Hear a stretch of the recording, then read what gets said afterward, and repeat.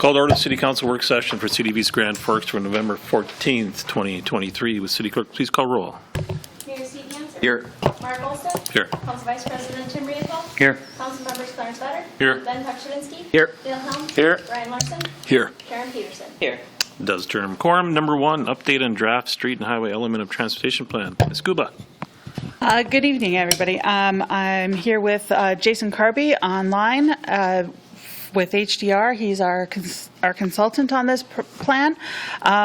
We're getting into the final stretches and to the adoption phase of this plan. We're here to kind of give you an update on those projects that we were talking about the last time in September, as well as to kind of give a very brief overview of what this plan will entail completely. We are also looking at what you guys think of these projects. Did we miss anything? Are we, we have worked with your staff on all these projects, but we want to make sure they're still in line with what you guys are looking at. I'll let Jason Carby start. Yeah. Thank you, everyone. I'm going to really quick make sure I can share. Hopefully you're all seeing my slide deck now. Yes. Are we coming through okay? Yes. Okay, great. Yeah, so I'm going to give you, like Teri said, really high-level overview of where we're at. Again, if you've seen the plan, we've got 10 chapters, and here's kind of a high-level overview of all 10 chapters. I'm going to dig in on a little bit of some of the high points here. Chapter 7 included street and highway strategies. We talked about the different types of projects that were being considered for inclusion in the plan. Maintenance, state of good repair, operations and safety improvements to existing corridors. In some locations, widenings where we've got higher growth and, kind of the 2-lane rural roads that might need to become, 4-lane urban roads in the future. New street connections, new bridge crossings, and paving gravel roads where we've got growth. And so here's all the different alternatives that were considered as a part of the process. Some of these came from public input. Some of it came from past studies and corridor studies. Some of them were developed as a part of this plan from the technical analysis that we conducted using available data and the travel demand model from the MPO. And so, we've got a range of different, we've got new bridge crossings, we've got new road widenings, we've got new road connections, paved roads, and then we've got operations and safety improvements, looking at intersection improvements to improve safety and kind of really focusing on how we can take the existing streets and just get the most out of them in a safe and efficient way.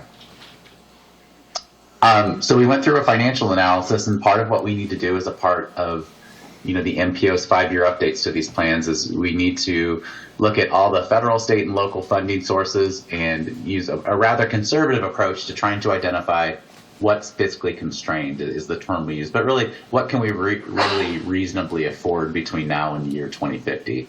And so through that analysis, really kind of determined that one of our overarching goals, obviously, was to maintain our existing system, and safety was important as well. And so really, this is a state of good repair plan with a few kind of safety type projects identified as well in that fiscally constrained plan. So really focused on how can we take care of the streets that we have out there today.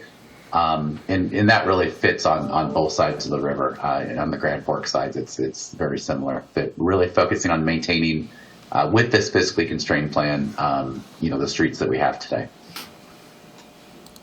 And so, for East Grand Forks, looking at the city sub-target funds, those are the funds that come available from the Minnesota DOT district every 4 years.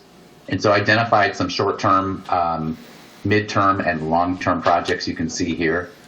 And you can see the short-term or the green project there, the intersection of Bygland and Reinhardt, looking at, how can we improve safety and traffic flow through there. In the midterm, we've got a reconstruction project on 10th Street between 11th and 15th. And then also you can see in the long term, we've got 11th and River Road projects as well.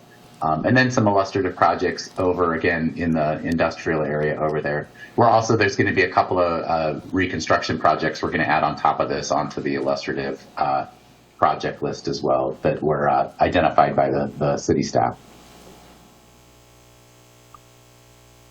Also, we coordinated with MnDOT district staff on kind of what are the needs and the long-term plan on the state routes. And you can see a lot of the state routes have pretty much at least one treatment anticipated from a resurfacing or reconstruction sort of perspective. You can see that, like for instance, Highway 2 outside of town has both short-term and mid-term treatments assumed for it. So again, keeping the existing system in a state of good repair. So that's kind of the highlights of the project list. I know, Teri, anything you want to cover here with, what we're looking for? We're really trying to have the plan approved by the end of the year. And yeah, Teri, I guess I'll open it up for you to add anything else. Yes, we're just looking for the end of the year. We did take it to P&Z, the plan. I gave them a good overview of that. And because the adoption of this plan is part of your city ordinance in the comprehensive plan, it does need a public hearing. So we're going back to P&Z in December, and we will hope to have an approval of the plan after that meeting at a city council meeting. So Can you just let them know the 4 projects the 3 plus the one that Grand Forks added to illustrative so they know? there has been some discussion of illustrative projects. Grand Forks wanted to bring forward making sure that the bridge project is in their illustrative project list. Where we have the illustrative project list on the Grand Forks side is for their urban grant funding, which is a specific funding source. But what we can do is we can separate out illustrative projects into and point them out in the long run. We asked Grand Forks and East Grand Forks both if there were any other illustrative projects that they wish to see, and beyond the ones that are listed here, we are looking at, of course, including the bridge, South End Intercity Bridge, Merrifield Bridge, as well as the Reinhardt Drive from 13th South, as well as River Road from 23rd north to what would be 30th. And I know I'm missing one. Backage Road. The Backage Road, yes. Between the schools. And we do have the Backage Road on our list. All those are on the alternatives list, which we're still able to bring them in at any point in time. Even on the illustrative list, we would have to amend the plan, but either way, we can highlight those. That's what the staff wanted. And so when we do come back, we will let everybody know specifically any kind of changes that have happened between this month and next month. Anybody have any questions for Teri? Or any other suggestions? Yeah. Right. I guess I do have one question on 10th. Going from gravel to paving, what all, is it just that, or is it anything else to do with the industrial study that you guys are looking at too? Most of these projects, these pavings came from kind of that study of what is needed in the industrial area. We did show some projects that were kind of further south in our alternatives list. And so that also came from that study. And the ones that are listed in this, both in the city, in the fiscally constrained side as well as in there, we made sure we were looking at most of the area from. There are sections of 10th that have never had any paving at all. Right. And so between what has been paved and Fifth Avenue, I believe it is. And so it's, making sure we make those connections so that we're not kind of destroying the pavement as we're building Sure. it out. No, I just was wondering if that was all incorporated in there, so appreciate Yes. it. Thank you. Mayor? Question. For the more complete study that we undertook around the industrial park to look at future transportation needs, infrastructure, that study has then been completed. And I wonder if we could get kind of a cliff notes of the findings, particularly as it pertains to the industrial park, the priorities that we have, north, south, east, west, and then even for future expansion that might be included. If you could break it out and give us kind of the cliff notes of that, I would greatly appreciate it. All right.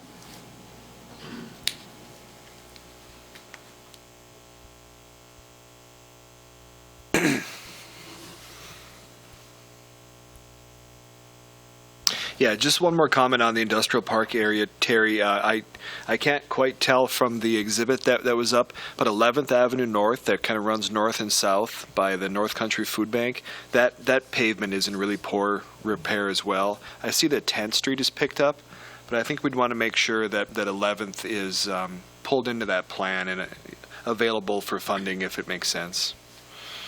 Currently, we have it in the long term, but okay. we will, so it is considered fiscally constrained. But like I said, I know your engineering department is always reevaluating things, all the roads, and if things need to be changed around, that we can do. At the number 61 on the map? Yeah, that was 61. Okay. Yeah. Correct. Thank you. I couldn't tell from the Yeah. Zoom. No. It's Yeah, hidden that's fine. under the numbers, so you can't see it. At a regional level, it's a little hard to see, you're right. Anybody else have anything? Appreciate it. Thank you very much. Thank you. Yep. All right, number 2, move on to resident request to discuss snow removal along Bygland Road. Mr. Huttunen and Mr. King. Thank you, Mr. President. Included in the packet for the council agenda was a letter from Miss Jennifer Boushee and signed by a number of the residents that live along Bygland Road on the west side that was impacted by the decision the city council made a few weeks back to have the city stop moving snow along those sidewalks. And so a few of those residents are here tonight. They wanted to be able to address the council directly on the letter and then provide some comments on the decision. And with that, unless Jeremy has anything to add, I think I'd just invite, there's a number, Jennifer and a number of others are here. If you want to take a minute or two to visit with the council, you're welcome to. You want to come up, just state your name and your address, and then you can come up to the microphone. You can sit over there, phone, or you can sit here, whatever you want to do. Turn on the mic in front of you there. It's please. on. Oh, good. All right. Hello, everybody. I'm Jennifer. I just feel, I guess we all feel on Bygland Road on the west side, we've all lived here for a length of time, and we're all there when the sidewalks were put in, installed, and the city had promised to maintain the snow, like on the east side. We don't have, I guess, any letters. We don't have anything anymore for proof of that, but we're promised, and feel that's not fair. I've seen them come on the east side, the snow on the east side of Bygland Road, and remove snow and all these past snowfalls that we've had. And I've seen them. I live on the end of Bygland, and I've seen them come around. I have used to be an old ice rink along over to the probably south of me. And there's a little sidewalk off of that, and I've seen them come around. They'll see like the city bobcat come and sweep around that and clean that, and it turns around in my cul-de-sac that it has, and then takes like Bygland Road back to the shop.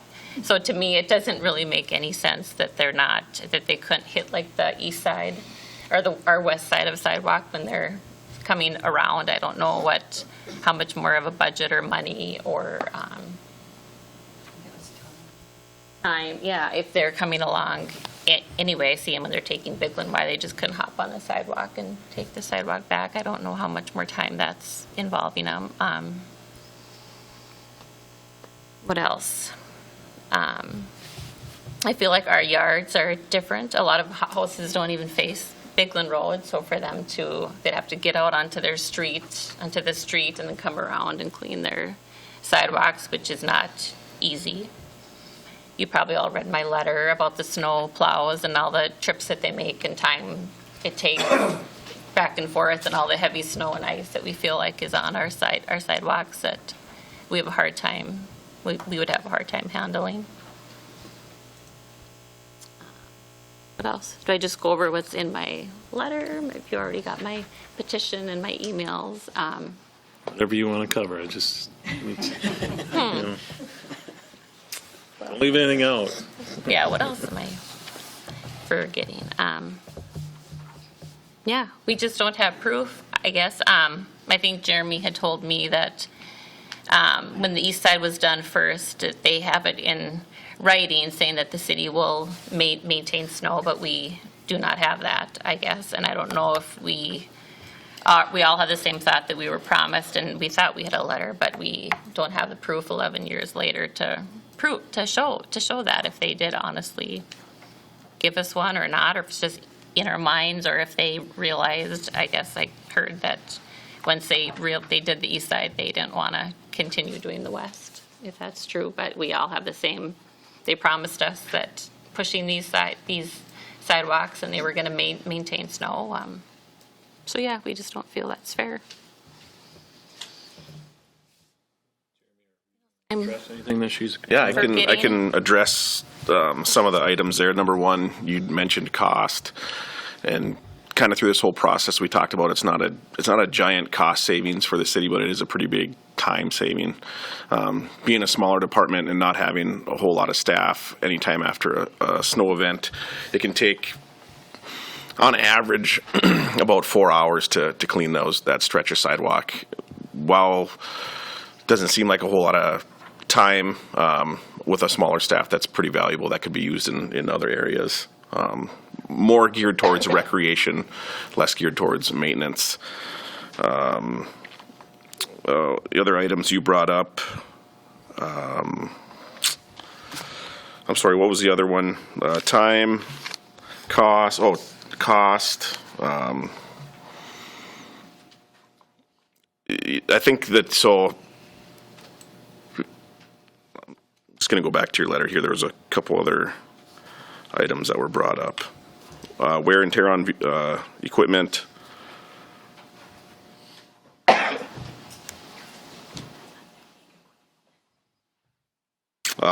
When going back and doing my research and trying to figure out who was responsible for what, I couldn't come across anything that said that the city would maintain those. It was brought up that that was promised to the people on the east side of the road, but maybe the council after that felt like that was maybe a mistake and they should have maybe never made that promise.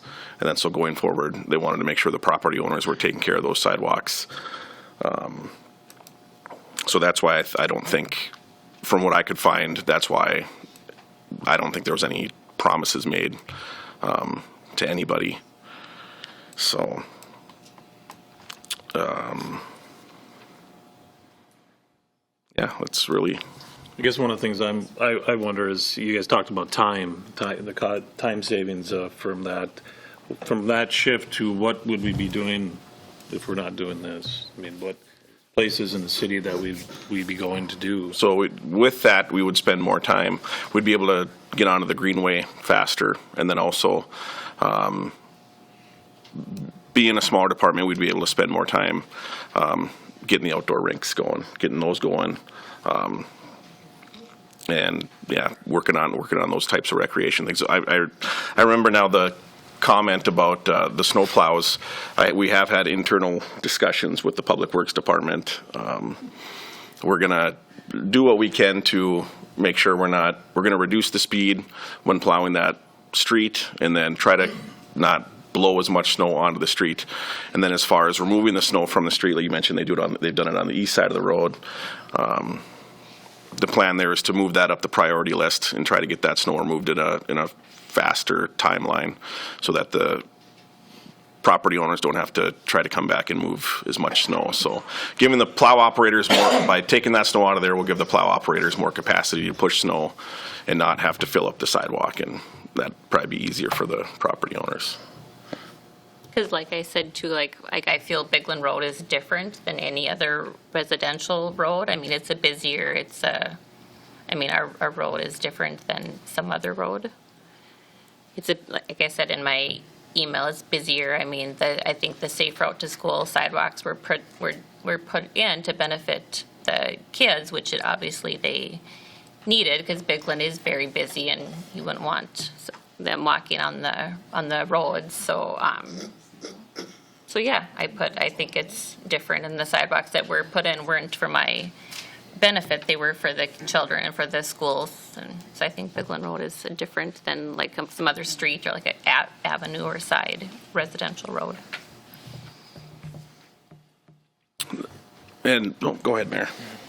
I feel like, Jeremy, you're a good department head. You're going to defend the position that we, the city council, have taken, and I think that's exactly what you should be doing now. And yet here we are, all of us potentially reconsidering the decision that we've already made, and just asking ourselves: is there any way that this situation is unique? Is there any situation that this would be differentiated from other sidewalks in our community? And if the answer is yes, is there a way that we could then reconsider snow removal along there? And I know if we did, then you would say, here's how we're going to do that. In a heartbeat, you'd be saying, okay, that's what that looks like. We'll get that done. So you're going to back up and support and actually carry out whatever it is that we instruct you to do. I just want the residents to know, as you speak in favor of it being on to the residents, he's just defending the position that the council has already taken. And again, if it would, be reconsidered, if there is some rationale that we've missed, such as this is a huge chunk of sidewalk, and I know, Reid, you had a chunk almost this big in another part of our community. And I go back to the moment where it first went in, back to the moment where it first went in, and how much pushback would we have gotten if we hadn't agreed to move the snow? It might have killed it right on the spot from the pushback if we hadn't agreed to move the snow. So in a way, it's a little awkward to change the horse. I'll be honest, it feels, this is not a clear-cut one. This is a close call, and I'm glad we're reconsidering it. Yes. Join me. State your name and I'm address. the lady who lives on the corner, and I'm the only one who's ever lived on the corner of Bygland Just want to state your name and and address too, Greenway. please. Not really. Oh, Rhonda Holleran, 1423 Greenway. My concern is the crosswalks. There's no way that a regular person could get through that after the snowplow goes through. We have difficulty just getting to our mailbox after the snows come through. It's literally 4 to 6 feet from our curb, and we don't get our mail. And we get nasty letters from the post office because we have to clean that out. Now, I don't have a problem cleaning out in front of my house, and you all who know me know that. I'm out in my yard 24/7. But there's no way that we can possibly make the crosswalk work for anybody because we don't have the equipment for that. I've seen city equipment blow up going up the hill to the school. I've seen that smoke a year or two ago. And that's a big machine. So that is my biggest concern right there. It's like cement, when they come around the corner, and they don't come close. They go way out, and that's how they get around the corner. I get that. But maybe come back and clean it out better? I don't know. I'm in my 70s, and I'm still... Good for 70. But I just know for a fact that I can't clean that out. I know that when we talked, I think it was a couple Saturdays Yeah. ago, I did reach out to Mr. Huttunen, and I know that they've talked about that area and what they can do to make sure that that's... It's a lot of snow on that Yeah. corner, a lot of snow. So I don't know. And there are no children in the wintertime? No. There are no children that walk there. The only people that walk past our house in that way is people who walk their dogs. And the one year that we had so much snow, they pushed it all up in the corner. So then my husband took the snow blower and went up in our yard and to get to the other sidewalk for people. You know, I mean, we're more than willing to do our share to help, whatever, but this is a situation where it just seems really unfair because the other side of the street doesn't have to do it and we do, and we have all the traffic. You'll see more kids walking on this side of Bygland and in front of my house than you will on the other side. I mean, put a camera up and watch. You know, it's again, I'm all for the kids, and I don't see that. I don't see any kids walking in the wintertime, and when they do, you know, like my husband and I try to get out there like this, you know, so they have a place. No one else seems to along my block, but it's like, you know, that's just what you do. You know, it's neighborly, and you're part of the city, and you do your part. But so it kind of feels like a slap in the face, as you know. I'm going to need some help if you make me do this, because I can't get through the crosswalks. And when I had gone to the townhomes to have them sign, I added their names to sign, because I didn't realize that they were part of it. The ones, like it's Rhonda's, and then the other ones. And then there's a gap. The others Who's gonna do behind that? that the sidewalk is totally behind the other people that signed it. I don't know, Jeremy, you said that they had agreed to it, but everybody that I talked to was like, what are you talking about? How would I even get back there? Yeah, you And I said, can't. I don't know how you'd get back there. They were totally lost on how they were going to maintain it, because it's in their Well, and back. they moved in a townhome not to have to do that. Yeah, and it's So how they many just have a feet little way in the spot in back of their front, yard. right. It doesn't even, yeah. Right. So, Okay, then. thank you. Thank ma'am. you. Mr. President, if I could, just to address Rhonda's question on moving snow at the corner and on the crosswalks, we have had discussions with staff internally that we may need to pull that corner. We do that on a street maintenance schedule. The Public Works Department does. They monitor all around town, any of those corners that start to build up, and they'll come out early in the morning and pull those. So we've had that discussion that we may have to do that more frequently at that intersection. So it's at least on our radar, Rhonda, that may be something that needs to happen. Yeah, thank you. Yes, ma'am. I'm Christy Swanson. I was here in September to discuss a few things, and plus met with the mayor one day, and just came back to verify a few other things besides what I talked about then. And our concern too is because, well, back then I thought I only had 300 feet. Since then we've measured, and we actually have 406 feet of sidewalk in front of our house. Now our curb, or our sidewalk, is 5 feet away from the street. And on the east side of the road, it's 8 feet. And I had my husband just go out and look around today at a couple random places. And in a lot of other neighborhoods, you're looking at 12 feet. The sidewalks are 12 feet away from the road, 14 feet, 20 feet. I mean, you've only got 5 feet to throw that snow from Bygland Road. Now, I sent a very long email. I guess I'm not usually at a shortage of words, especially if I'm writing. But 5 of you got the email, and if anybody wants to see, I did make copies. I know I didn't send to the 2 that voted against it to start with, whether it was really in our favor or not. But it was just because they wanted it done otherwise. But I'm just saying, there's just no way. I mean, we don't have a sidewalk. We don't have a driveway going out there. I mean, we would literally have to go down 12th Avenue to get to this sidewalk. And then you've got the snowplow snow from both 12th and Bygland Road shoved in that we have to get through with our little snow blower just to get to the sidewalk. And then on the sidewalk, it's not just snow. It's what the plow has put in there. I brought, if anybody would like to look, just from our little snow, October 27th, we took a couple pictures. Now, there's hardly any snow because, well, it was, like I said, a few inches, but just the force of the plow going by with that little bit, you can see where the sidewalk, I mean, it shot through that, and not much snow, but that's just how far it goes every time they do it. I don't know if you're interested in looking. I can show you. I can Send them around, please. pass them down. I mean, it's just the force of the snow going across. And yes, I mean, we want our kids to be safe. I mean, I'm not against that by any means. But I know we've never used the sidewalk. I mean, I can't say I've never stepped on it, but I mean, we've never used it for any reason. And there's no kids walking to school. I mean, not in the winter. our kids are getting rides or on buses. There might be a couple out there, but You do have to have sidewalks, though, to be ADA compliant, which is, sidewalks are for everyone, not just kids. That was a form of funding that we used, but to say that there's no kids on it, so we can't clean it, that's not necessarily true, because we're required, because ADA compliant means that we have to move snow off of them. Because there are still people that could be using them that are handicapped, that are elderly, that use it for enjoyment. They may not be out there in the cold, but that's part of the reason why we've started adding sidewalks, is because we do have to meet ADA compliancy.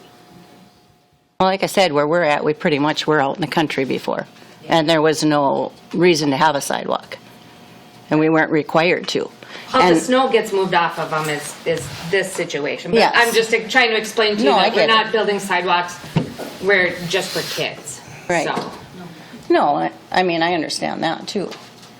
But, I mean, nothing in writing, like she said, we have no proof. But all of us that have talked, we all remember that conversation, you know? And it was that long ago. I mean, I'm lucky if I can remember last week sometimes, let alone 11 years ago. And it's like, okay, we all have that recollection that we were promised that this would be done. I mean, we didn't care if we had those sidewalks. Most of us didn't even want them at that time. And us personally, we get our mail on 12th, we do our garbage on 12th, our kids got on the bus on 12th, we had no access to Bygland. And now all of a sudden, it's, okay, we're gonna do this sidewalk. It's like, oh, really? And we're not talking just the snow, we're talking what the plow put in there. And I put in my letter, I'd like to invite all of you over with your residential snow blower and see how much luck you'd have getting through it. We're talking slabs and ice chunks. It's not just from a snowfall. It's what's coming off Bygland Road from the plow. And it comes every time you go by. It's not, I mean, if it was just snow, it wouldn't be that big of a deal. It's just, and Bygland Road's busy. You go down it how many times a day? I mean, we'd have to have a full-time job, removing it ourselves. And you, I'm sorry, but you had said that, or I had asked you if any of your employees said how hard it was to get down that sidewalk. And I believe you did say you had a couple comments, or maybe I'm wrong.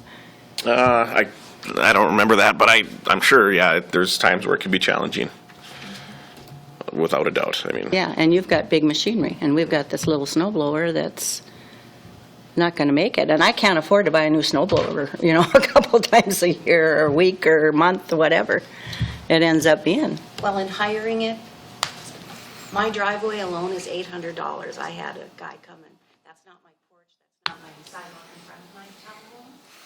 So add that on, we're talking a lot of money. And for us, it's going to happen sooner or later. We'll have to do it. But it's a cost thing that it's getting put on us as well, more for some people than others. But Mr. Vetter. Thank you, Mr. President. Mr. King, I just want to verify, one of the solutions that we've come up with is Bygland's a really wide road, so when the plows are coming down, you're telling them not to go all the way to the curb on that side, that they're going to stay away from the curb somewhat, so that throw over the sidewalk probably won't be there. Yeah, that's the intention. So the only place they'll have to worry about is at the intersection of 12th and Bygland in your case, where 12th they would plow up to the curb, so you'd have that 4 feet were on 12th to get onto your sidewalk, but then the rest of Bygland, the snow won't be on the berm, it's going to be out in the street more. They're not going to go curb to curb on that side. So you won't have, you should have just snow then to remove. They don't have much room there. There's 5 feet. Right, but they're not going to go to the curb. They're going to stay away from the curb so that the snow doesn't go up on, when they're plowing it, the plow won't plow the snow up onto the sidewalk then. It'll still be out in the street more, and you won't have that problem. that on my front of my house, they're always 4 feet, if not more, Away from the curb? And everybody who turns that corner is in the wrong lane, and then they go over here, and my neighbor's Box got wiped out last year because people lose control of their cars. That happens. So I that mean, happens in that- a lot of neighborhoods. So I'm on a collector corner where the snow. I blow the street so the 5 nurses can get to the hospital because they're all on call and they're all essential personnel. My wife is not a nurse, but I do it anyway. It's part of being a good neighbor. That's right. But yeah, I blow the whole street and the snow's yay hot. I got a small snow blower. It's that first path that's your killer. Once you get Is it that done. after the plow went by, though? Is that the After snow, or is that? that's the regular snow before the plow Yeah. goes by. Then I have even more problems. Yeah, I don't know how you can avoid, no matter how careful you are. I think it's going to get filled in regardless. I mean, that's probably the smallest area from the street in the city. I mean, I can't bet on that, but I bet, To Mr. Vedder's point, there's another example. That would be 17th Street Northwest, where the sidewalk abuts up against the street. And 20th. And 20th. Very similar. Wide collector streets, a lot of snow on them. Blows in pretty good there. And those residents also have to deal with their snow removal as well. 17th, there is no berm, period. Right. It goes right It goes from right on the sidewalk to sidewalk. street. Jones. Mr. President. I was one of those people that voted no on that, but for a different reason. And I have no doubt in my mind that you folks were probably promised that, because that's probably how they did it to get them sidewalks put in. Back in the day, that's the way it worked. So I have no doubt that you were promised that, whether you have proof or not. Okay? That's the way I feel about it. But my reasoning for it is, as they just touched here just a minute ago, other residents in this city have kind of the same issues. I live on a very busy street myself. I live on 2nd Avenue, right across from Riverside Christian School. So I run into the same problem, not so much on my sidewalk, but my driveway. I'm the only driveway on that street. And every time they come down there, my driveway is full of the same kind of stuff you're talking about. And now we've got 2 driveways that are full. And I have to clean it out. So my reasoning for voting on it, and I mentioned to the council when we talked about this, that we had to take some pretty serious consideration on this, because you can't have it both ways. It's got to be one way or the other.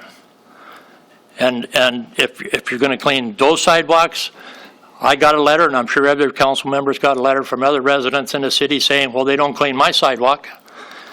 So I was looking at it to be fair to the whole city, which is the way we should have looked at it in my book. So there's other people in the city that have the same kind of issues that you're having. It's just that they probably weren't promised when their sidewalk was put in like you were, okay? So that's why I voted no on it, because I felt that, I thought that both sides should have been they should take care of their own, do their own thing. If nobody uses it, I guess that's what it is. But I'm just saying that we shouldn't clean one part of the sidewalk and not the other part. I'm with you. It's not fair. It's not fair to us that don't even live out there. It's not fair to the rest of the residents. Nobody cleans ours. And we do have other issues in the city. So I wish we would have thought about that a little bit more when this was voted on. I don't recall having a real good discussion on that whole project, on what we were going to do. It was just kind of all of a sudden brought up and voted on. As far as moving the snowplow out five more feet from the curb, that's just going to create more problems somewhere else. It's not going to solve anything. It's going to cause more problems. And I think Mr. Stordahl could attest to that it's just going to be, everybody knows we get a lot of snow. That's all there is to it. So somehow, some way, we're going to have to come up with another way to take care of this problem. And I guess, in my eyes, I don't feel that the city should be responsible for cleaning one side, not the other side. And the whole city is. And if you're going to clean those sidewalks, then I want my driveway and my sidewalk cleaned too. I mean, that's just the way it is. I mean, I wouldn't expect that, but I'm just saying that's the way people are thinking right now, because we're trying to take care of this problem and not the rest of the city doing it. So that was my reasoning for voting no on it, is I was looking at it as a whole city thing, saying that it's not fair to everybody. And that's the way we got to be in this particular situation. I feel your pain, and like I said, I honestly believe you did get promised. I really do. But today it is what it is, and we got to figure out how to handle it. So that's Mayor. where I'm at. If I could, to your thought of how do we end up doing one side and not the other, I will promise everyone in this room that the city staff did an exhaustive search to look for any letter that would have made the promise that you guys remember that was made to you. They did an exhaustive search through all of the letters we sent to find one that said, did we promise to the west and to the east, or did we not? We found it where the initial one went in that would imply a promise, and then the second half was, well, let's just do like we do on the first half without a promise. That is the best that we could honestly come up with. The paper trail that we could find internally, was kind of an implied promise to the first half, and then like, yeah, whatever, we're going down, we might as well just come back, right, on the second half. That's the best paper trail we could find. That's how we ended up doing half and not the other half, to try to make the second half like the rest of the city.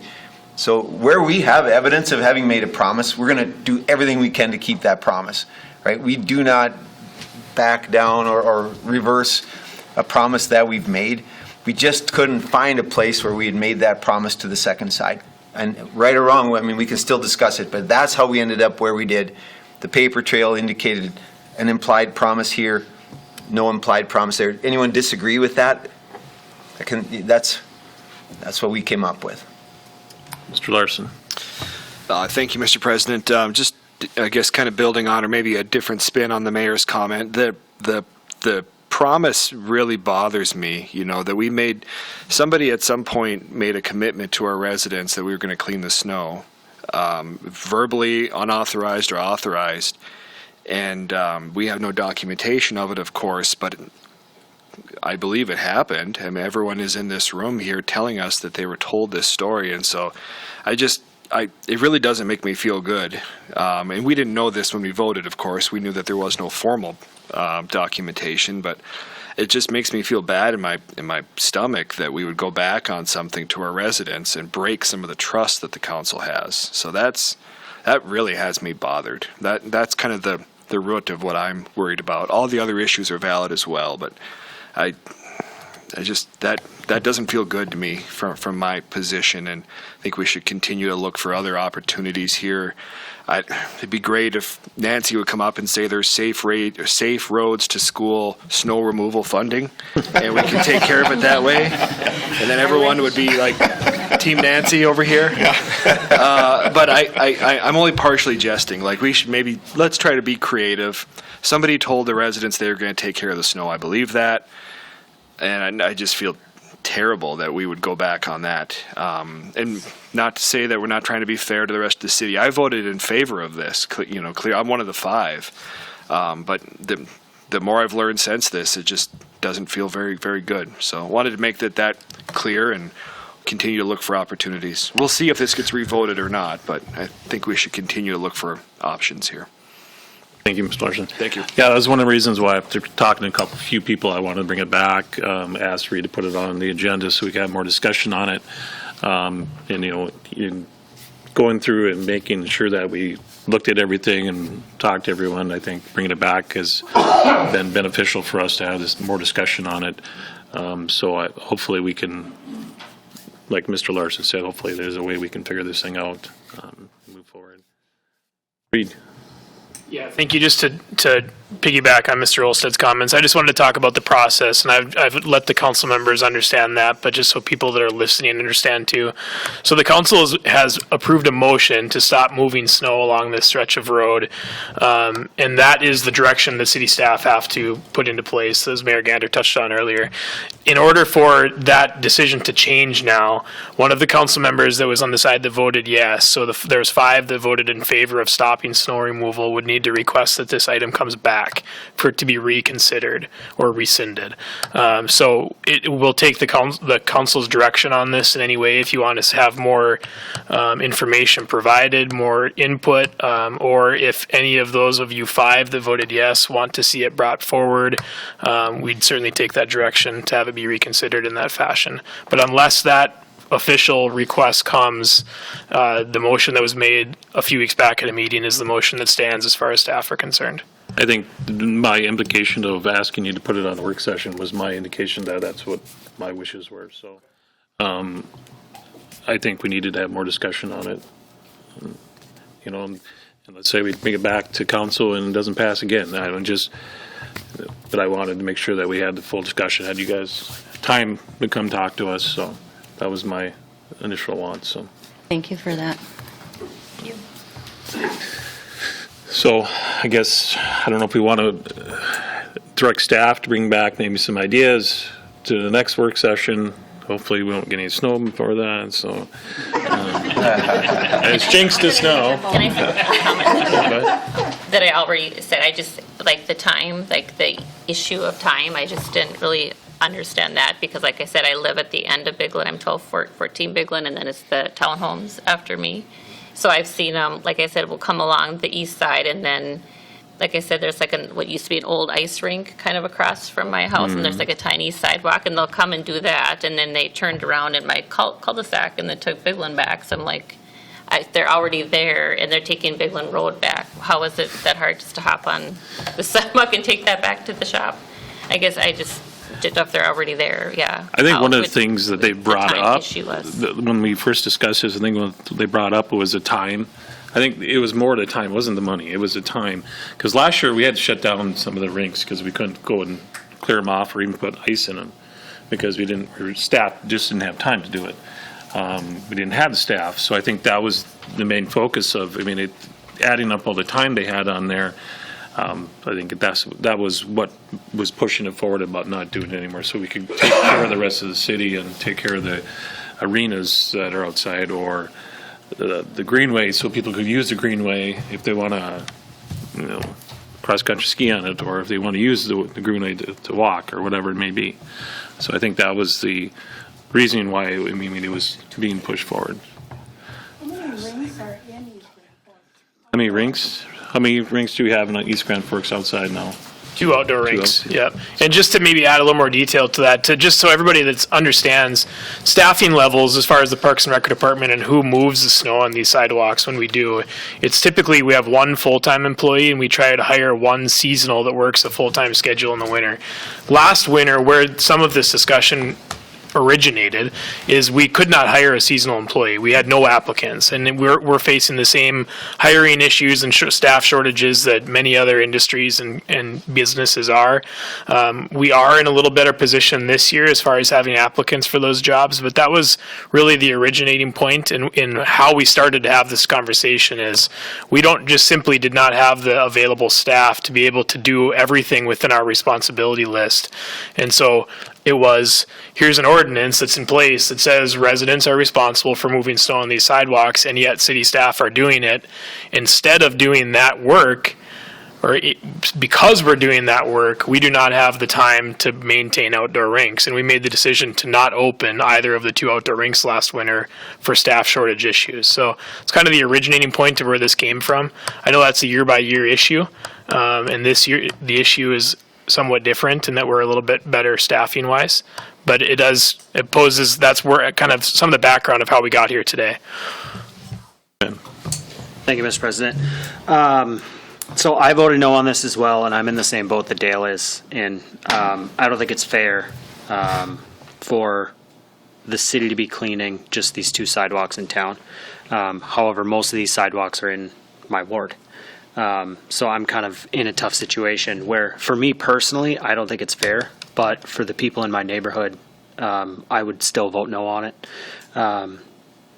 However, I'm wondering, like from Nancy and from Ron, can we exempt one side of the street from having to clear the snow from the ordinance and just have the one sidewalk? I know it's like ADA compliant, but if we've got on the other side of the street, and if we're able to clear like the path to cross the street to allow access to the sidewalk on the other side of the street, is that like something we can do, or is that just like out of the question, not a possibility? You can put anything in ordinance form. If you don't want to clear one side and have the other side cleared, you can do that. That's completely up to the council. That doesn't mean we're not going to get complaints. Right. Because as they had stated, I do receive complaints from people who haven't moved snow off their sidewalk, because we have a gentleman in the north end who's in a wheelchair, and he gets very ornery when the sidewalks aren't cleared. And that's right up against the street.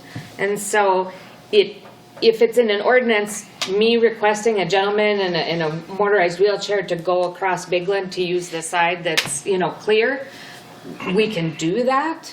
But again, it's how you want to handle it. So, but I just want to make it clear that we, sidewalks going in, that's going to be something that's going to have to continue because we do need to do that. Sidewalks are for, not just children and not just elderly, Right. they're for everyone. And every time we apply for funds, we're trying to do it so that the residents don't have to pay for those and that we're getting the funds out of different types of grants and things like that. So we've kind of eliminated the cost for the resident, but the maintenance is the bigger issue, and it is always going to be. And we're going to continue to run into this every time we have to apply for federal or state funding. Because that's a part of the funding too, is that the sidewalk has to be maintained. And then I guess my other thought is for Jason, can we blow all the snow to the one side of the street? To the side where we're clearing the sidewalk? The street that I live on Morgan Place, it's a cul-de-sac. The plow actually comes down and clears the one side of the street and then turns around and just pushes it. So, I'm fortunate if I don't have a lot of snow at the end of my driveway, just with how the street is cleared. That was another thought that comes to my mind is, can we get 2 plows at once, right? And just clear it in one shot. And then we come down on I think it's the east side and clear the sidewalk if any snow's there. Yeah, we could do most anything. We wouldn't bring 2 plows down there, but we could certainly shove it all into one way. It's just gonna take us a longer time to do it, Yeah. Those are just my thoughts, so that's all I've got. I just wanted to maybe piggyback on how we got to this point too. We have an ad hoc committee this year that went and looked at everything that the city was doing in fine detail and trying to do a cost-saving measures. And this is one of the agenda items that was brought up. And it was a hard decision, right? It was discussed thoroughly, and we made this decision based on the documentation that we did have. Whether verbal promises were made or weren't made, I don't know that. We did follow the paper trail that we had. And so it's unfortunate when we bring up the idea of, well, we weren't able to get to the outdoor rinks or we weren't able to get to the rec portion of it because of this sidewalk. That maybe makes me feel like we're pitting one population versus another population, and that's not the case, right? We didn't look at this from the lens of we want to make sure to get the ice arenas open, or we want to make sure to get the trails open. This was definitely looked at from the idea of this is somebody whose time is being taken to do these sidewalks where they can't get to other job duties, right? And so it was looked at very thoroughly, and we followed a paper trail. And so that's how we got to this point. Anybody else have any input? One quick thing, Mr. President, as we think about the time savings, it does seem a little weird that they're going to do one side, they're going to turn around and come back, and really how much time are they saving? But a tool cat can go about 25 miles an hour down the street, and while blowing snow, it's probably, a third of that speed? Yeah. So you're going to save a good bit of time, because if you're not blowing snow, you're going to be cruising at 25 miles an hour. Hope the cops don't pick them up. And I think we're good at 25. Yeah. So there is a time savings if you're not doing both sides. No doubt about that. Just based on the velocity of being able to blow snow versus come down the road empty. I guess so what I'd like to see is the next work session, maybe some ideas or discussion more from the staff, bring back to us. We can move from there. So, anybody else have anything? Say one more thing. I know you're going by the paper trail, and I understand that, but the ones that were actually promised, verbally or otherwise, believed that promise back then. And back then, you could somewhat believe word of mouth or a handshake or whatever back then. And it's really disheartening to find out it's getting shoved back in our face now after we did believe it for all this time. Exactly why we're back here today. Just Thank you, and for I that very thing. appreciate that, and I appreciate you taking another look at it. All right, so we'll, a couple weeks, we'll take a look at it again. Appreciate it. If you have any other comments or anything like that, you can reach out to us. Yeah, you bet. I'm going to move on to number 3, consider Station 2 assessment and renovation. Chief Boushee.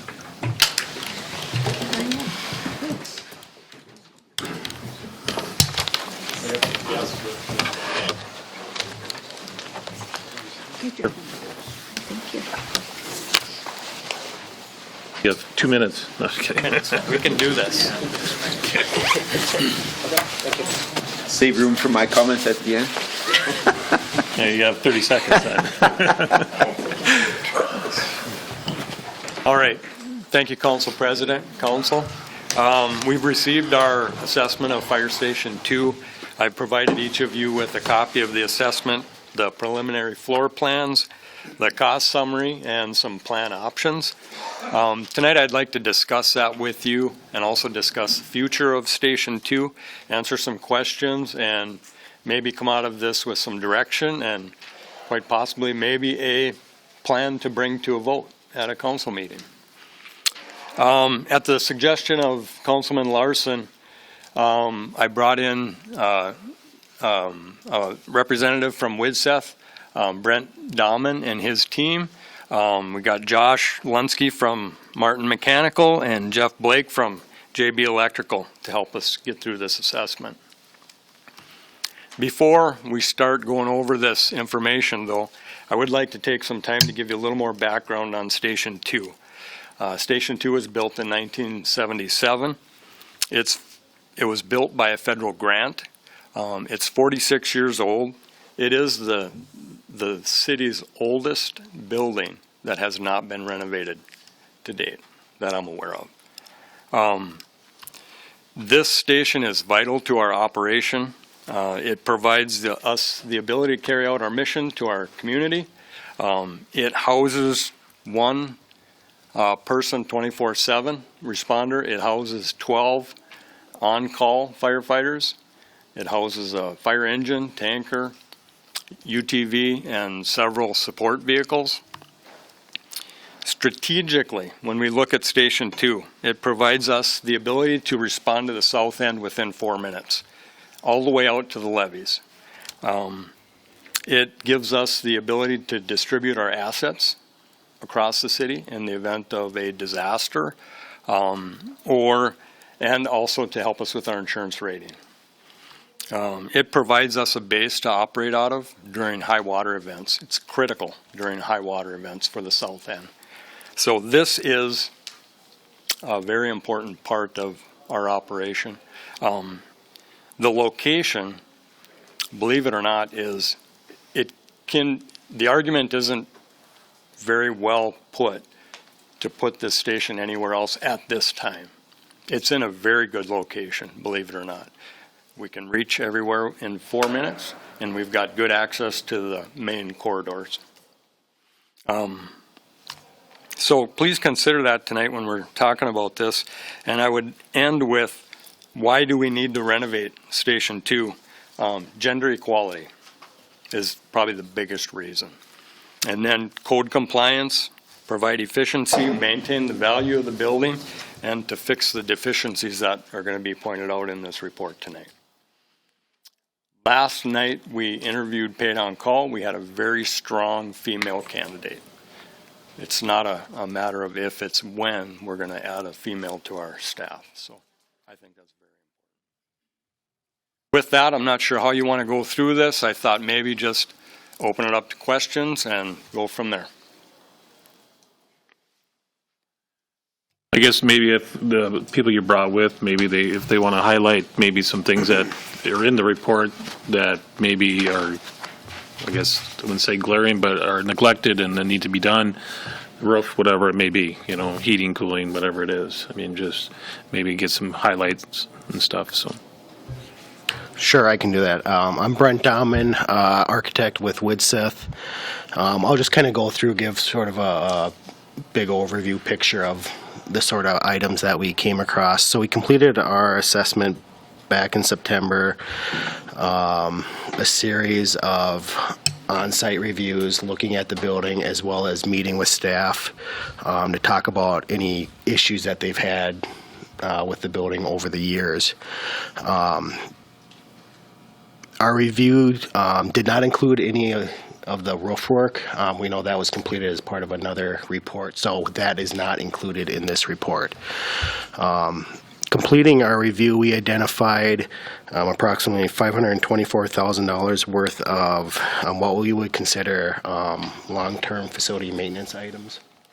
So we're really looking at bigger picture maintenance items to extend the life of the building. When we looked closer at the items identified, about 3/4 of that value is in mechanical and electrical deficiencies. On the architectural or site-related side, it's more minor items. On the site side, it's some accessibility related items in regards to parking stalls, curb ramps.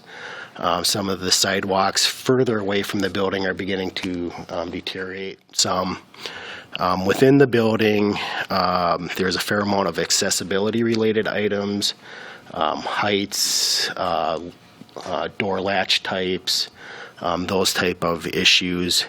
And then more of the typical type items you would expect from a building of this age, flooring, ceiling, lighting, those type of items. I can maybe let Josh and Jeff touch a little bit on the mechanical and electrical items specifically. If you guys want to add a little. Yeah, I'm Josh Lunsky with Martin Mechanical Design. I think the biggest thing I saw was on the sanitary sewer.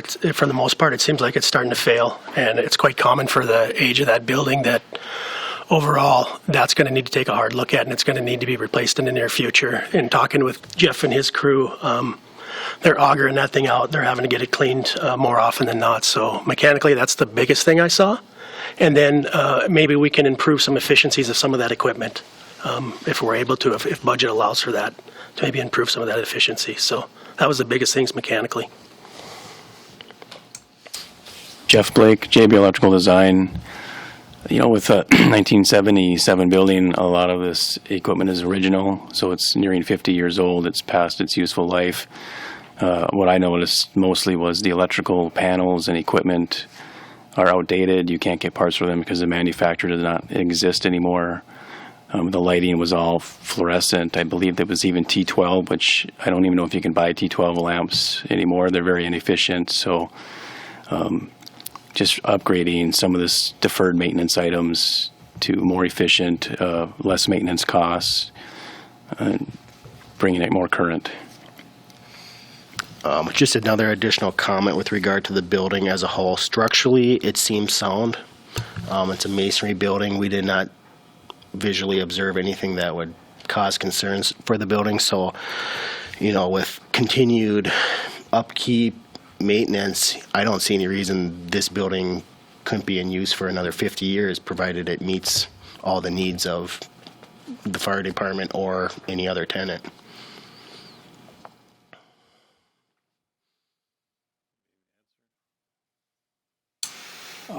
To the electrical, the contractor that does a lot of our electrical work, and to your point, he does, when he's on jobs and he sees the type of electrical components we have, and they're going to be thrown away, he grabs them and saves them for us because he knows our situation. And we are dealing with our sewer system quite regular. Mr. Vetter. Thank you. Mr. Boushee, I've gone out there and toured the building with you here a couple, 2-3 months ago. One of your concerns was having some sort of a decontamination washroom, so that you didn't have to track all the way through the fire hall from the equipment bay. Does this plan address those issues? It does not address the decontamination room. It does not do that. Okay. Thank you. Yeah, thank you, and thank you for the assessment here.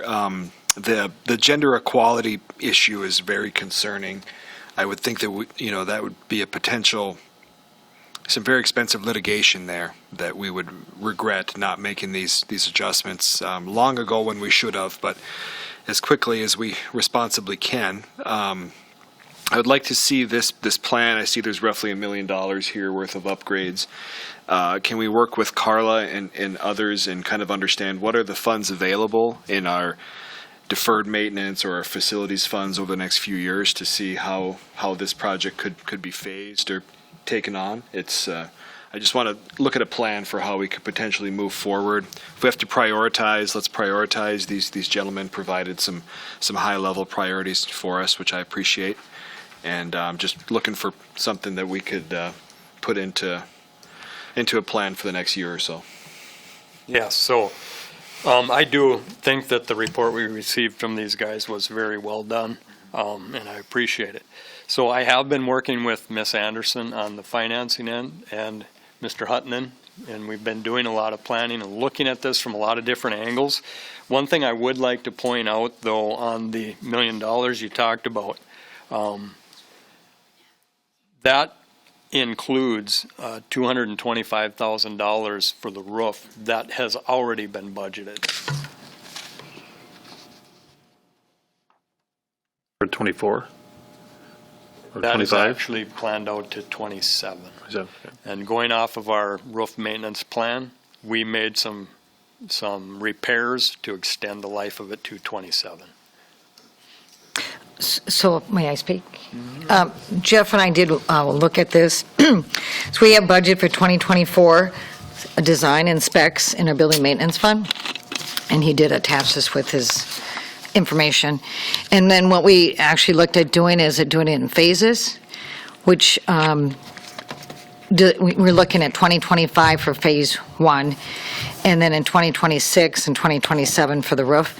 And we talked about how if we did it strategically, we could start the project even in June, and then we could work right through. We do some of that come January, so that the project wouldn't have a stop and start so much, but we could use the funding that way. So that we wouldn't have more costs for starting and stopping in the middle of the construction. So we did look at that. We do get $350,000 every year from the water and light, and so we're looking at using that.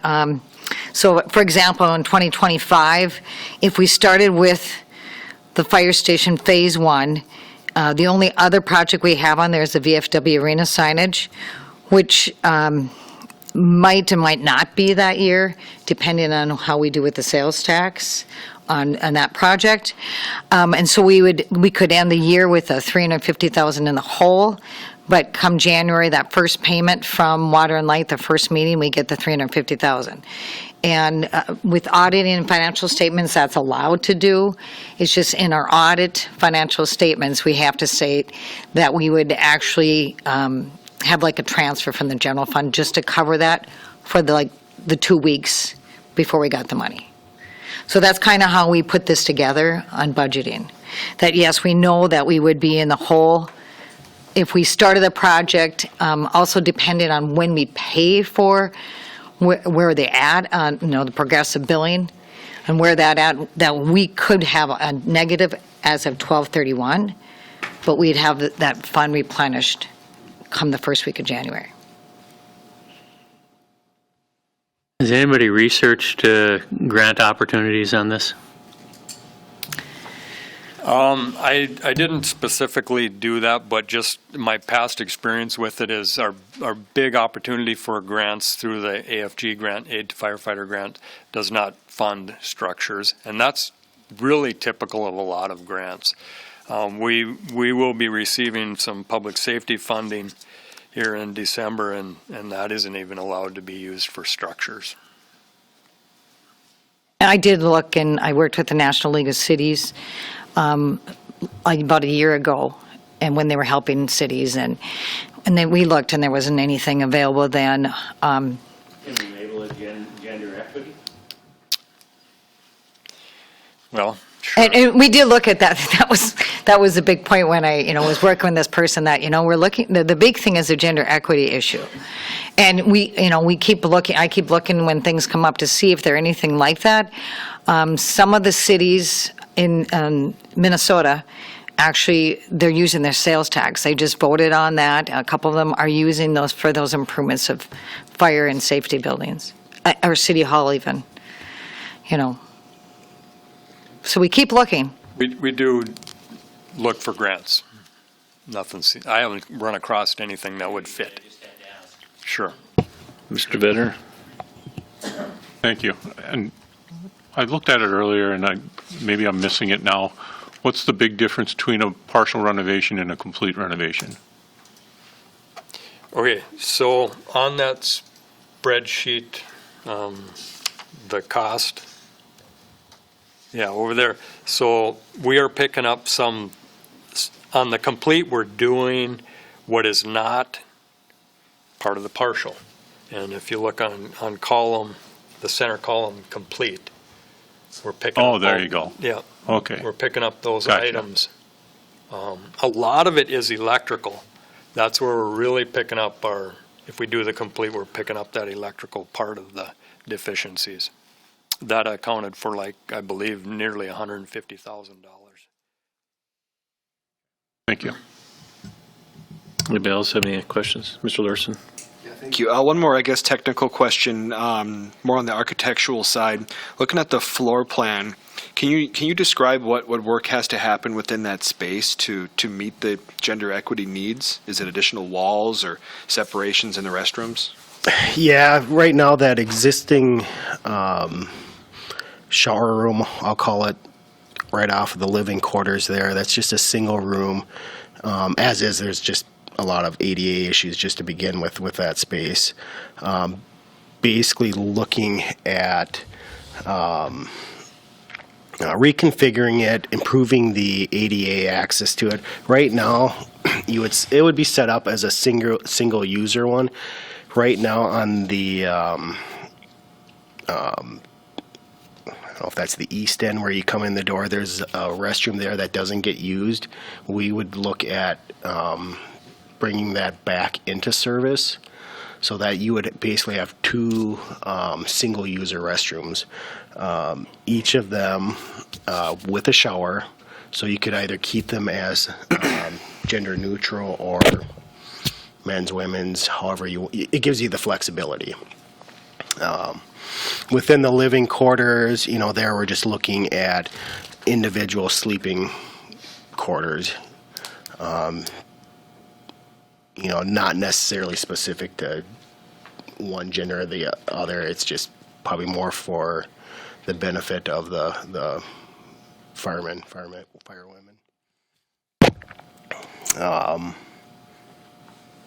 So it's basically creating dual spaces there on the restroom side. That's where the biggest work is. Just a follow-on question, is there a shower in that smaller restroom now that's not used? No. Okay, I see. And then when you look at it, by the time you're digging up and you're moving toilets and stuff around, maybe that's when we tackle the sanitary as part of that, if you've got the funding available. So you do things together that make sense to do together, so you don't have to come back and spend more money to do the same thing again. And that's something we could look at, when you do that. And like I said, we talked about that, depending on when you start, that, we could try and make it as continuous as possible just by timing, and which also takes time once you get bids in and all that stuff too. So, when we talk about a couple years, we're not saying we're going to do something in June this year and June the next year. We can, flow through January, February, which a lot of the stuff is inside anyway. Just a bit of an aside, I'm very thankful to hear that building continues to meet our strategic needs, because I'd heard 10 and 20 years ago that that building is going to have to be eliminated. It's not in the right place. It's not the right facility. It's not the right dimensions. So the fact that it currently is in that good spot to feed the south end, because the value of that thing completed with, let's say, a full reconstruction, it's got to be $3 or $4 million. I mean, there's a lot of residual value there above and beyond what we're putting into it. So I'm pretty thankful that it still is in a place, and the footprint still will meet our strategic needs. Yeah, I don't know how our forefathers came up with that location, but it's working. It's doing the job now. Now, if we experience some growth out there and the bridge comes in, that might change things, but still, I go back to the fact that we're able to get out to the levee and meet national standards and be good to go, especially with the access to those main corridors. Bygland Road, 5th Avenue Southeast, Reinhardt, then you got the Greenway Boulevard and 13th. We can get into those neighborhoods fairly quick. Question to that, any chance that you're going to need a signal at the corner to get your fire trucks in, in a heavy traffic situation? We have signals built on our trucks. Or put a roundabout there. Put a roundabout there. So Chief Boushee, I guess I know your RCA's indicates that your recommendation is, if funding is available, approve design, specifications, construction, admin, and bid process to be formed in 2024 by WSN, and approve complete renovation. So you're asking us to move forward to a council meeting to say, yeah, go ahead and do this. Is that what you're asking? Pretty much. So I guess that's, I mean, are we comfortable that money that we get from Water and Light is going to be tied up for a couple of years with this, that we don't have any other issues that we have to address? I guess better speak to that, because that's going to be a question that we're going to look forward to down the road here. So. Yeah, Nancy will step up and talk too, but just, I did, when Chief Boushee first came to me with this assessment, I did send out to the other department heads saying it looks like 2025 and beyond is pretty thin as far as planned projects. None of the other departments have indicated any really strong immediate projects that they have on their radar. That said, I would caution that as you look at 2023, the total project list that's included is probably twice as long as it was on June of 2022. Things pop up in a 6 to 12 month time frame that we typically lean on these building maintenance funds to use. The other one that Nancy's going to touch on is the roof at City Hall that's planned for next year. We're not confident that that number is anywhere near accurate at this point. So that'd be my feeling as it stands today, in full support of this project and needing that it happens, is I think we do need a little bit more time in this building maintenance fund to address what the next 4 years are going to look like before we could recommend how we're going to pay for it all. Yeah, I don't want to have to fight Jeff for funding, so, but that I have had, you guys did give me approval to have our roof consultant come in and prepare plans and specs for our roof project next year. He came last week, went through the building, went through the roof. He is very concerned that it could cost anywhere between $600,000 to $800,000 to repair the roof, because there's metal flashing on the top that's going to have to be completely replaced. That he said is going to be very expensive. And then he was looking at the adhered roof like Jeff had done at the fire station, just to keep it from, we have many, many leaks within this building that we're continually patching. And so to do the adhered roof and to get that accomplished, he's hoping that it isn't at the cost that he thinks it is, but he said with the metal roofing that they'll have to put down and the drilling of the concrete, that alone could run anywhere between $300,000. That's not including the roofing that he would put on top of that adhered roofing. So we're waiting to see, and then we are meeting with Reid to kind of go over what his specs are, and then he's going to go out to have a friend of his who does some roof work give him just a general estimate as to what the cost of that work might entail, and then we're going to go from there. So. Yes, Keith. So Water and Light can do a little additional assistance too as well. You were talking about your lights and things like that. Our SIP program, we can help you with rebates, so I'll have Jordan hook up with you on that, maybe some HVAC, some other things. So that could take some of the amount downward a little bit as well. So we'll have them hook up with you.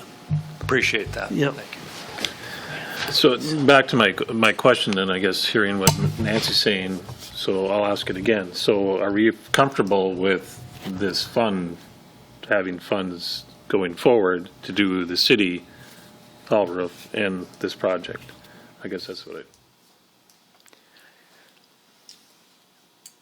That question is directed towards me. I would say no. I don't think I'm ready to direct the council that we're prepared to tell you how these building maintenance funds need to be used for the next 4 years. When do you expect to have that information, Nancy? He expected to have it to me, I think, towards like Wednesday of next week before Thanksgiving, and then hopefully we'd have some sort of meeting or some sort of idea of where we're at the end of November, beginning of December. So I guess my thought process is it would be foolish to say, okay, yes, we want to do what we need to do there. That's not the issue. It's, okay, do we need to take care of this before that? Hey, your roof's not going to get down to 27, so we're not going to have an issue there. But I would like to see what that's going to look like and bring it back to a work session so that we know for sure how we're going to fund this thing. But I understand that we need to do this stuff, especially gender equity and ADA stuff. It has to be done, and you can have Jason come do your sewers if you want, but. Well, I appreciate that, and to Nancy too, it isn't a competition for the funds. It's just department heads bringing this to the table and bringing. I was just teasing you, Jeff. I know. I'm putting money on Nancy though. So I guess the question could be, could you just do the design and specs and hold off on the bidding? Is that really what you'd like to do, Jeff, or?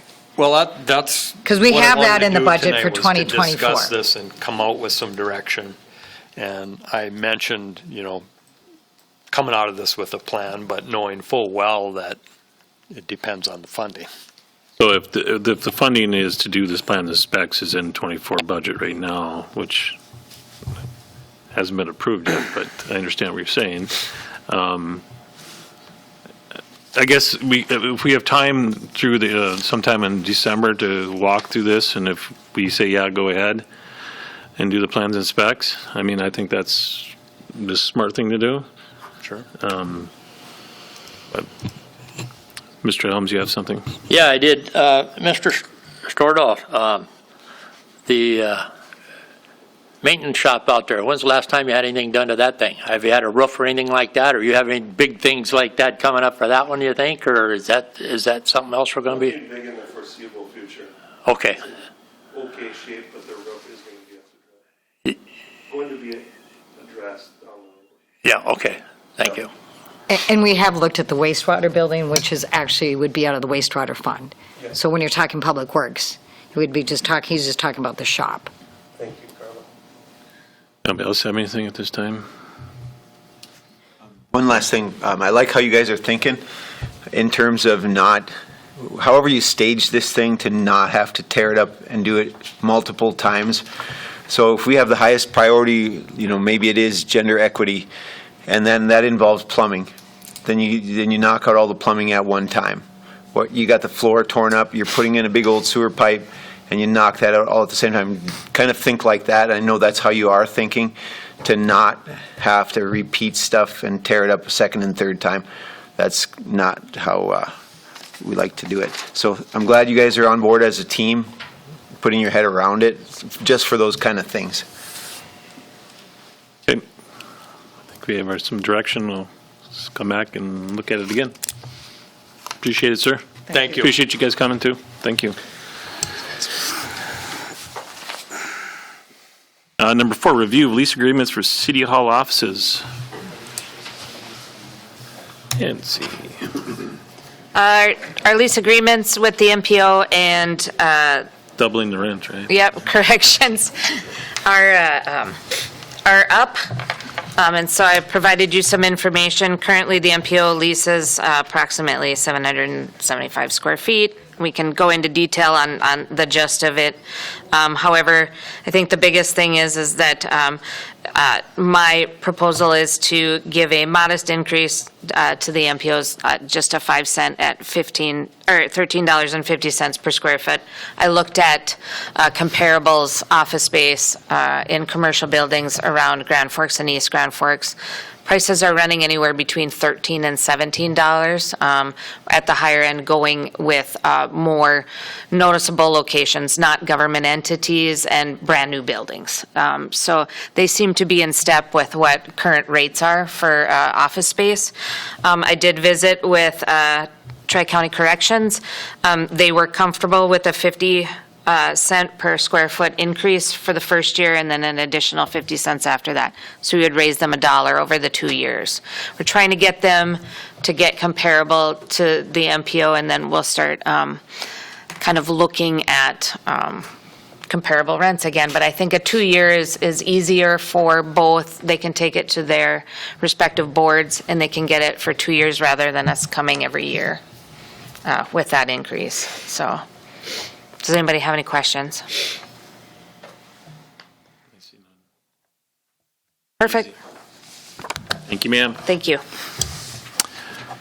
Move on to number 5, review of lease agreements for infill building. Mr. Gorte.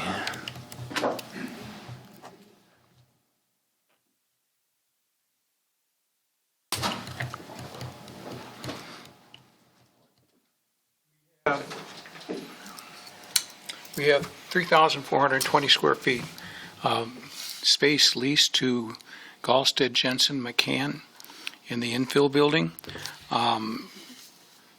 Several years ago, the EDA looked at and talked with landlords in downtown and developed a rental program, a lease program that would eventually bring all the leases in the infill building up to current. Nancy just gave you additional information, which is more current than what the EDA has worked off.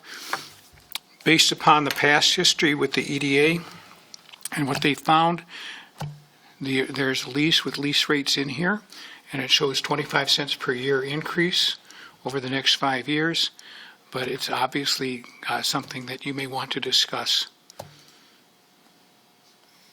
Do you have any questions for Mr. Gorte? Maybe with these last two, we can get the chief's building done. I didn't. Larson. I think just the obvious thing for me is the difference in their rental rate between the downtown space and City Hall here, and why would they be 20% off or so? Do you have any comments on that, Paul? It's because of how it was originally generated. In 2015, 2016, the lease for Mike's Pizza came up, and we talked with, like I said, we talked with landlords in downtown and embarked on a program of increasing the rents over time. And this is where we're at by doing it at that point, but it may be that it's not sufficient.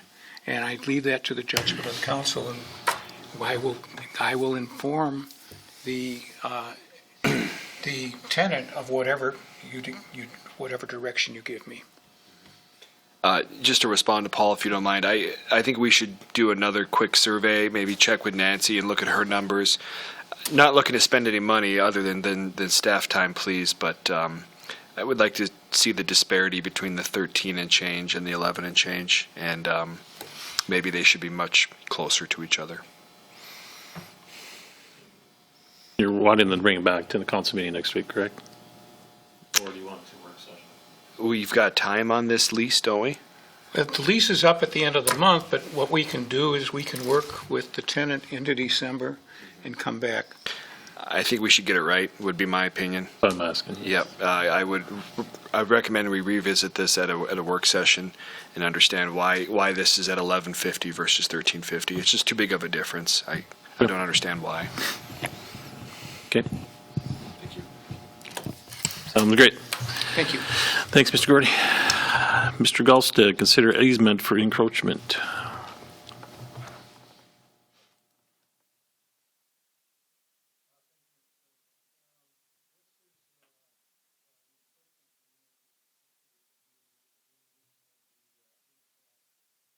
Go out and replaced it in and on city property. There was discussions between city staff as well as Mr.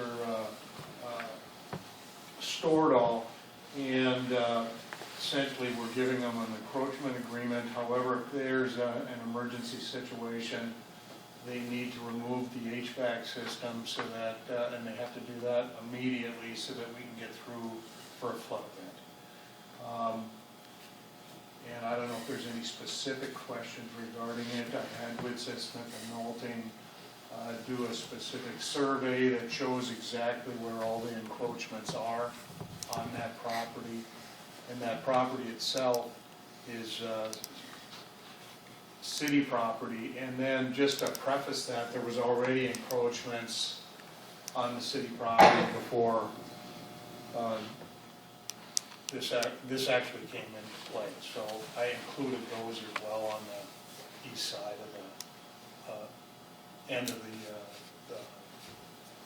the encroachment access easement. Does anybody have any questions for Mr. Galstad? Yeah, Ben?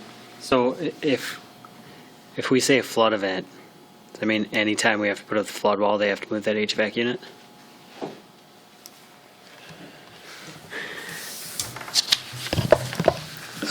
Not anytime.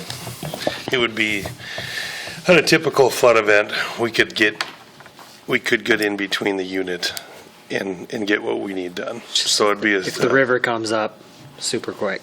Well, yeah, it would have to be something more than just the flood wall stuff. Okay. It'd have to be some sort of other emergency. Okay. And I explained that to them as well. If it comes to that, then we do whatever it takes. So we'll remove it very quick. If it, we'll do the removing. But no, under normal circumstances, we won't need to have them remove anything. And when that was going in, that was all discussed ahead of time? So it wasn't like a surprise on the backside? Just morbid curiosity for me is on that one. Thanks. Anybody else have any questions? See none. Thank you, sir. Thank you.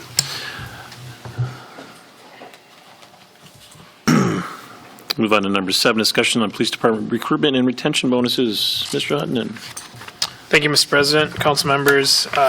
In September of last year, the City Council approved MOUs for 2 programs with the law enforcement, the recruitment of new officers and the retention of existing officers. And those items both had expiration dates or termination dates of the end of this year, 2023. In our current contract negotiations with the law enforcement labor services group, that has been a common question, is if there would be any intention of the city to continue either of these programs, the recruitment or the retention program. And so we felt a good time to bring this discussion back to the full city council for any insight or thought process on how we would move that forward. As it pertains to the budget process for next year, the second payment that we're already committed to in the retention bonus will be paid in January of 2024. So that payment is included in our 2024 budget proposal. But any future payments for any additional commitments to the program would need to be added to our budget. So there is nothing budgeted for a July 2024 payment if the program was to be extended. And with that, I think, unless there are questions, I'll just take any feedback anyone has. Mr. Helms. Thank you. I guess my question would be, Chief, has the program worked or are we just spending money? That's what I'd like to know.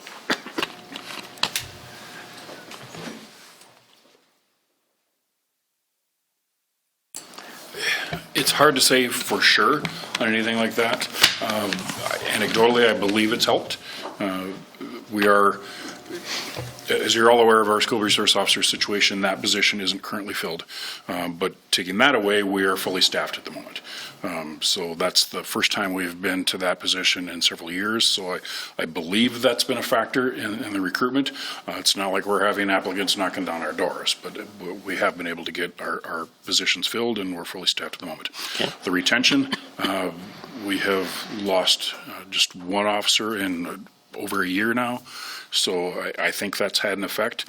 I do think that some of our officers are kind of sitting back and waiting to see what happens with the retention bonuses and or the contract as far as just standard wage negotiations go. I do think that will could have a swaying decision on for some of those folks as to whether they might decide to start looking elsewhere. We have a large number of people from the area that work for our department. I think the majority of them would like to stay here, but they also want to be, in their mind, treated equitably. Obviously, I don't have all the access to all the information as far as the pay study goes, but I'm going to be upfront and honest. I was literally shocked that our officers weren't recommended for a pay grade increase. There wasn't a doubt in my mind that they were going to be getting a pay grade increase, because I'm aware of how many other agencies, even in the region, but certainly across the state, that are paid significantly more than our officers are. Okay. Thank you. Any other questions for me? Any questions for Chief? Ben? Thank you, Mr. President. So is this something we want to continue doing every year? Like, is that the goal of this, is every year this comes up, and you know, I look and I see that if they've been with the city for 1 to 4 years, they'd get an extra $3,000 bonus every single year. And then, you know, once they move to years 5 to 9, then they're going to get an extra $1,000 every year. Like, so this will come up in the budget every single year?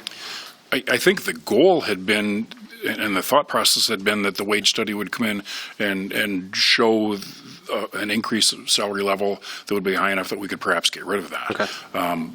In my mind, it didn't do that from the numbers that I'm hearing. Obviously, I'm not involved in those discussions, but if I'm aware of some of the information, obviously, and I don't think that the wage study currently does that. So in my mind, I would like to see it at least included for this 2-year contract. I think that there's not a doubt in my mind it will assist us in retaining some of our existing staff, and the recruitment bonus is a relatively small amount because of the few people. You know, if we lose half a dozen people that go elsewhere, it suddenly is going to become more significant. But as I mentioned, right now we're fully staffed. If we're able to get the school resource officer situation resolved, we will immediately have one more opening, and so then we'd be looking for that. But that's $5,000. We did have, as part of that recruitment, we did have a moving allowance to assist people if they moved East Grand Forks. Of the 3 officers that we've hired, 2 were already local, so they didn't qualify for that, and the third is married to a woman from Grand Forks, and they wanted to move near her family and chose to build a home in Grand Forks, and they thus weren't eligible for it. So that part of it didn't have any effect, but it certainly could with somebody from outside the region that didn't have other ties like he did. Okay, thank you. If I may, Mr. President, some history. I'm the union president for LELS. We drafted the agreement. The history of it was we discussed we need to do something. And this was a Band-Aid to get us to contract negotiations. And without going into detail, because you've elected folks to handle the personnel, the negotiations, the idea was to roll that into negotiations. As a contract, if the contract was good, let this sunset. That's where Mr. Larson said we got to put a sunset on this. We got to put a deadline. The direction the negotiations are going, it's been clearly discussed that this MOU is separate from the contract. And the MOU is to be addressed by the whole council, not just the personnel committee. So it isn't being rolled into the contract. So it is a committee as a whole issue. And we discussed, when this was signed, to reconsult the chief on an annual basis. Is it working? Almost the exact words. Chief, is it working? Yes, it's working. Then it appears that it should continue for a year to be readdressed in a year. And the chief is suggesting a 2-year agreement. I, of course, would support that. But addressing this on an annual basis, I think, is fair as well. The reason I had suggested 2 years is because we're looking at a 2-year contract. And if you only have it for the first year and take it away, suddenly that pay in the second year isn't looking quite as good as it was. So if you did it for the entire 2-year contract, it then gets readdressed as you go into the next contract that would start in 2026. And as Mr. Huttunen addressed, every time I bring what we think the contract is going to look like to the group, the first question is, what about that? What about that potentially $5,000, which is heavily taxed because it is a bonus. But what about that money? That's part of our income, right? And then the answer is always, I don't know. Well, you want us to agree to the contract that we're potentially going to vote on, but you don't know. And that's why this is brought to the council.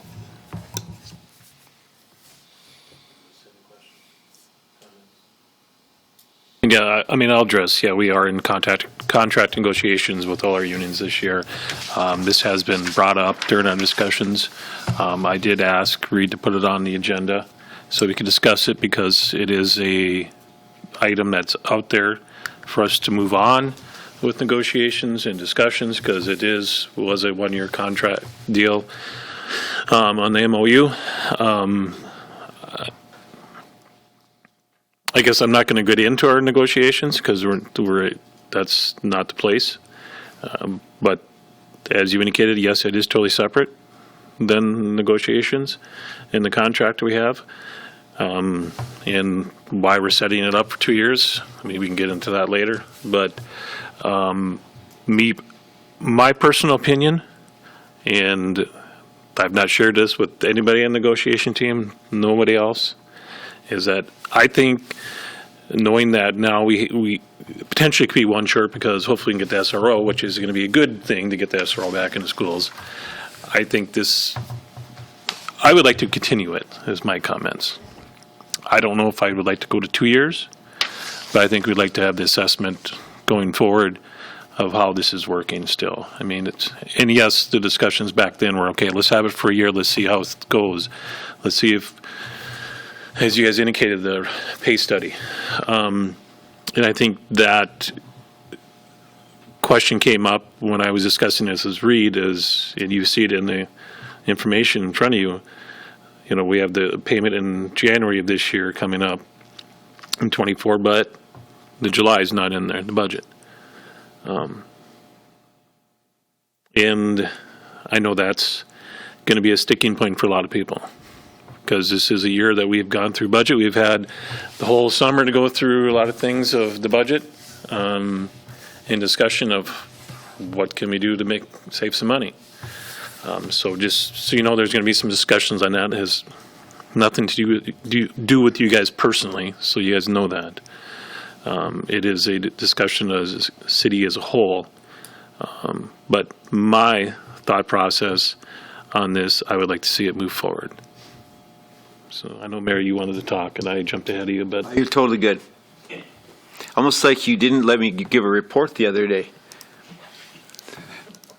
Does anybody else want to talk? I absolutely support a one-year renewal. I think we have to stop short of connecting it to a two-year contract. It becomes de facto wages if it's tied to a two-year contract, and I don't think that's the direction we want to go. This is a way for us to say immense gratitude to our whole police force for what you all are doing, the loyalty that you've shown to this community, when you could probably jump ship and make a few more dollars in another jurisdiction. But the loyalty that you've shown to keeping this community safe, we want to say thank you for that. Now, is there a way to in the next year or somewhere sooner than 2 years from now, to try to equalize the pay, right? If we decide we're below a pay scale for the region, similar cities in our area for our police force, we need to correct that. But you don't correct it by dovetailing this into the contract. I don't think that would pass muster with our other groups, right? Our other city employees would be, whoa, that looks like 2 years' pay right there. I don't think that would be wise, but I absolutely support another year renewal because of the unique moment that we're in and how hard it is to find and retain police officers, and to thank you all for the loyalty that you've shown in staying and doing the good work that you do day in, day out. That's my view. Better. Thank you, Mr. President. We've alluded to the pay equity study that we've done. I know that the council has looked at it, but it's been a few months since they've looked at the whole thing. So if we're going to look at this incentive retention bonus by the council, I think the council needs to have that pay equity study in front of them also to help them make their decision on whether we want to retain the bonus or not. Thank you.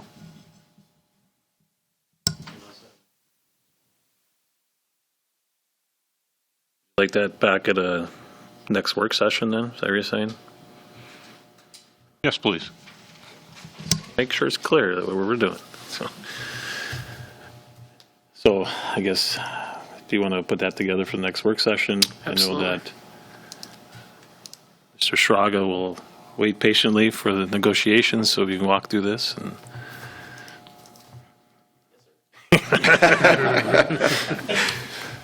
Good answer, good. From Mr. Vetter asking for the pay study, that's where my was still spinning a little bit. Anybody else have anything? No, but we wanted to get this on the agenda so we can start the discussion, so you guys know. Yeah. Right, so, yeah, okay.